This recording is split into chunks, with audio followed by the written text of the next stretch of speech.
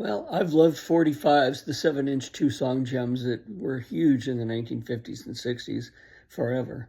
There usually was a balance in those twin released every 3 months pieces, sometimes unbalanced like a bad car wheel, but sonic wobble, where the two pieces just didn't go well together, but often they did. And I personally often preferred the B side because you overhear the A side and the B side was where they put their more creative things, sometimes non-LP tracks.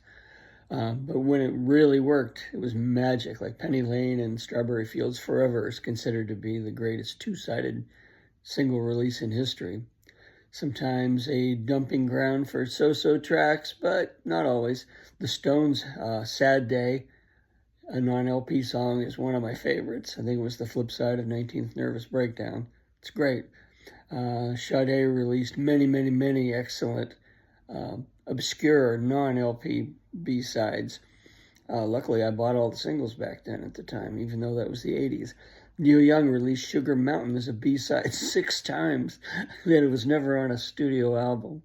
It was on a compilation once, that's it. The Beatles had, You're The Inner Light, You Know My Name, Look Up the Number, and many others that were on their Hey Jude compilation, Past Masters, 3 anthologies, etc.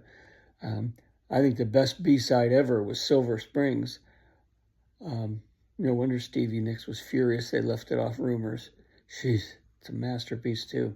The best ever is that one, but I'd say close second is I'm Not Like Everybody Else by the Kinks, a non-LP song until they released it as a bonus track later. When they were DJs, I thought about pitching a 1-hour weekly program on a local public radio station to be called B-Sides The Point. Phil Spector told George Martin he was crazy wasting a future hit by putting 2 terrific songs on each single, but George Martin said, nope, give them the value for their money. And obviously there were more gems where those came from. Oddities like Napoleon XIV in 1966 had They're Coming to Take Me Away, haha. Well, the flip side was the same song, literally in reverse, and even the label was printed backwards. Simon and Garfunkel had fantastic B-sides. I just still listen to them to this day. And so did the Guess Who. But the Who, not so much, surprisingly. The Stones, though, had Lady Jane was a B-side. The Beatles had I Am the Walrus. And one of my other all-time favorites is Requiem for the Masses by the Association. Some were too long to fit, so both sides were the A-side. American Pie by Don McLean was split in half. And You and I by Yes, 2 sides to fit one song, and Susie Q by Creedence Clearwater Revival, which is worth the listen. Some nice guitar in that one. Even in the digital age, I like the idea of releasing 2 songs at a time, kind of like a single, but different and equally creative, and takes up no space, and it's free. Okay, 45s, love them. The end. Maybe there's a B-side. When I first started playing, I was self-taught, so I learned the chords B minor, F, A, and A minor wrong. But that did serve to free up fingers normally not available when you play those chords correctly. So there's some innovative little fingerings that I wouldn't think of now, but I can go back and I've got them. So it's good to regress once in a while. Now that I position my left fingers correctly, I find it difficult to play my older songs because I don't play that way anymore. But when I figured out some old finger picking songs from when I was 18 and 19, they're very tricky because I didn't used to write down the positions and I didn't know what I was doing. So it's hard to figure out. And when I do figure them out, occasionally I'll find a chord chart or chord diagrams in an old box somewhere of what I was looking for. Some preliminary attempt at writing them out.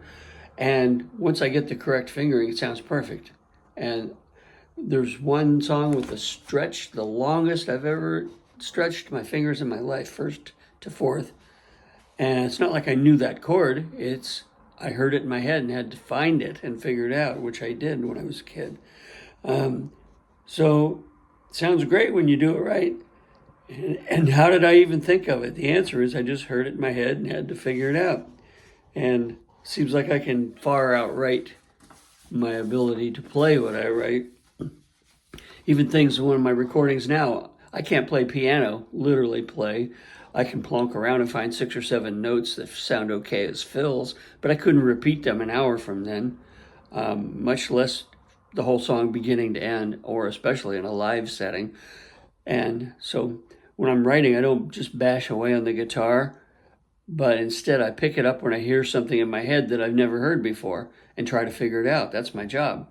And then record that non-existent music multiple times, evolving, building it up. It's a multi-layered, multi-step process. But that non-existent music coming from my inner satellite radio is what I do now to record, and I definitely write it down.